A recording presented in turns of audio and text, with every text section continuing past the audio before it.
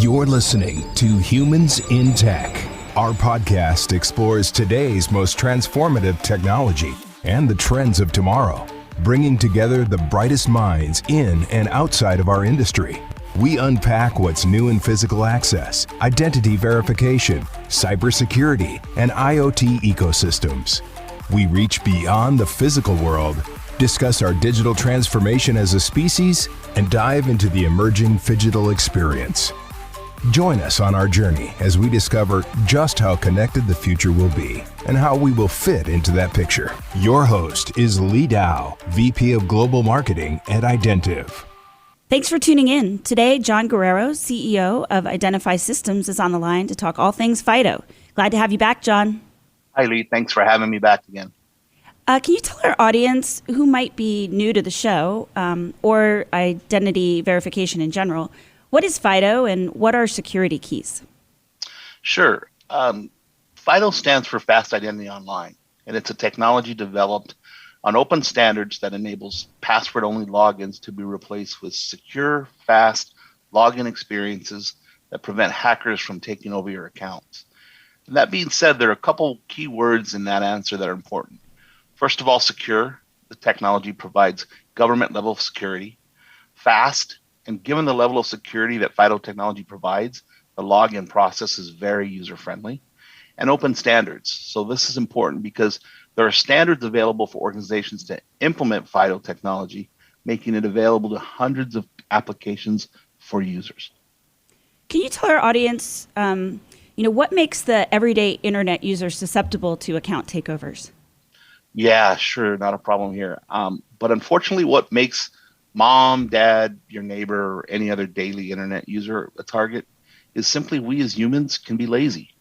It's been reported that 90% of the people on the internet are concerned about having their passwords compromised, but most people still seek the simplest solution to protect their information.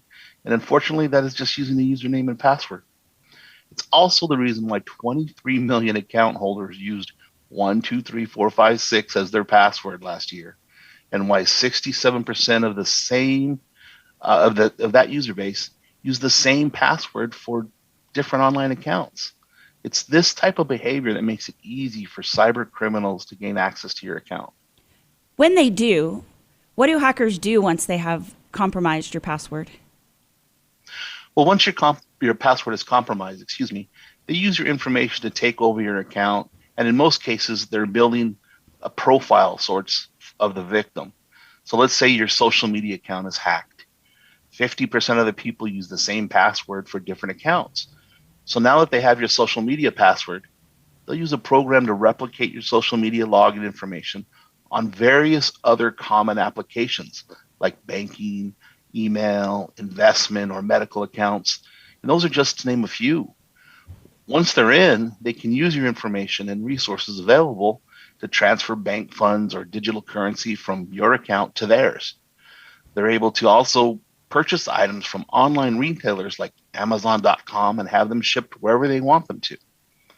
And in the event you are one of the few that change your passwords on your various accounts, there's still a large probability that you may be using an easily remembered password for other applications, maybe a birthday, a common phrase, or maybe even your loved one's names. This information can easily be deduced from other accounts that they have breached. So how many times have you emailed your address or your birth date to a friend, or maybe someone on your social media account wished you a happy birthday, or maybe just sent you a private message saying happy birthday? So now they have your name and your birth date to go around with any other information they may have gathered.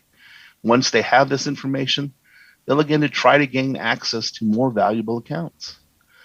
Once the cyber criminals are through with your information, they'll take the information or the profile that they've put together, and then they sell it on the dark web to cyber criminals who will then start that process all over again. I think most people walk around thinking, well, that wouldn't happen to me. So what are the chances that they target, like me, for an account takeover? What's the likelihood of that? It's more common than you might think. It's been reported that 20% of all social media accounts will be hacked. And if that's not compelling enough, let's look at the LinkedIn breach in 2021, It impacted 756 million LinkedIn users. Hackers gained access to full names, email addresses, phone numbers, social media account details, and much more. Now the hackers have information that can be used to build a very solid profile for targeting those impacted. If you were one of those 756 million users and you're using a vulnerable password to access an online bank account, you should be feeling a little exposed right now. For a person who uses social media or pays their bills online, which is, pretty much everyone I know, what do they have to be concerned with cybersecurity? I mean, shouldn't the platforms themselves like Facebook, Bank of America, other applications do that for them?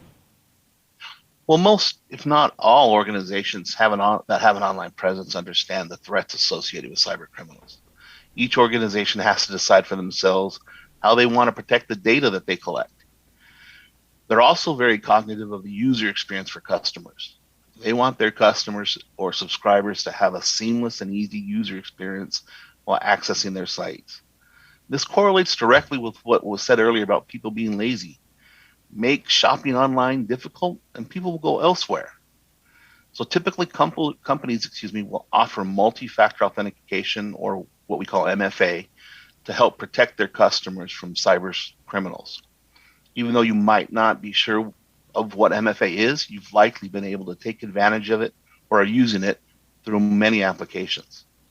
MFA is simply using more than one method to verify that it's you that's accessing your account. Most sites offer other ways you can authenticate to your account, like SMS authentication apps, biometrics, or FIDO security keys.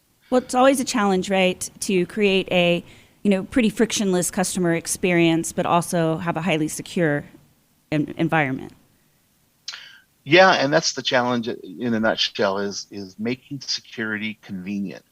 And once that's done, then people just really have to adjust to a new form of how they're authenticating or verifying that it's them that's accessing the information. And once that's done over and over again, then it becomes second hat, just like passwords, only more secure.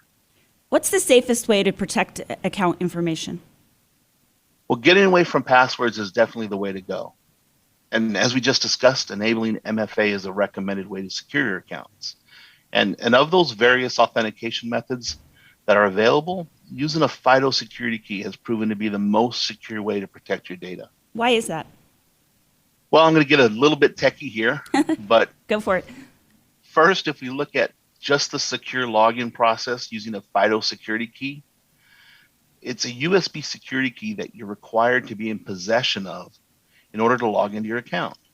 This means a hacker sitting in Russia or China or anywhere else probably would not have access to your key. At least I hope not.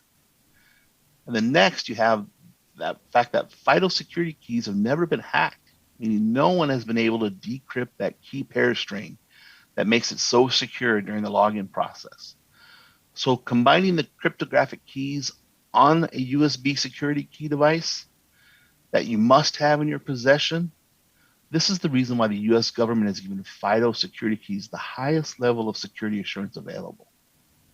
There are some additional security benefits that come with using a FIDO security key, but those two reasons I mentioned above are the two most compelling. What happens if you lose a security key? So that's a great question. We all know that at some point everyone's lost or misplaced their car keys, so losing a FIDO key isn't out of the question.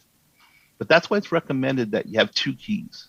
One is a primary key and one you use as a backup.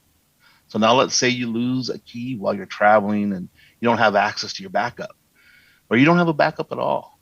There's really no need to worry because there are always backup methods that can be used to allow access to your accounts that are offered through your application, like Bank of America or any cryptographic wallet or something to that effect. Why would we recommend Identiv's UTrust FIDO2 security keys? Why would someone choose those? Well, from a technology standpoint, FIDO keys are very similar from manufacturer to manufacturer. But there are some compelling reasons that I would use the Identiv keys. And those are that the Identiv keys they're assembled here in the US. And to me, that's very valuable. And the price point for the keys is extremely competitive to any key on the market. even those made in overseas, like in China or other places. Yeah, they're really not very expensive. No, we're talking about a very reasonable cost item that gives you high security. Mm-hmm. And the last reason is I'm familiar with Identiv, and I've been in the industry for about 25 years. And Identiv has a long-standing history of being the number one supplier of certain authentication devices to the U.S. military and the federal government. This carries a lot of weight to me. They're so well trusted to be their primary provider of things like smart card readers for their common access card or their PIV cards that I just have a built-in trust to them associated with the government. One question we ask everyone, any closing thoughts on living in our technology-centric, hyper-connected world? Well, technology-centric and hyper-connected, they're great terms that everyone needs to know. Not just tech people, but everyone. Being hyper-connected enables us as a society to do things that we once thought were unimaginable. However, there are always bad apples out there. And the more connected you are, the greater risk of exposure you have. We need to understand that everyone has to do their part when it comes to protecting our information. And today's technology allows us to do that and so much more. Well, it was so great to have you on today, and thanks for calling in again. I always enjoy our conversations. Again, I appreciate you having me back and look forward to some of the upcoming podcasts that you guys have coming out. Absolutely. Thanks, John.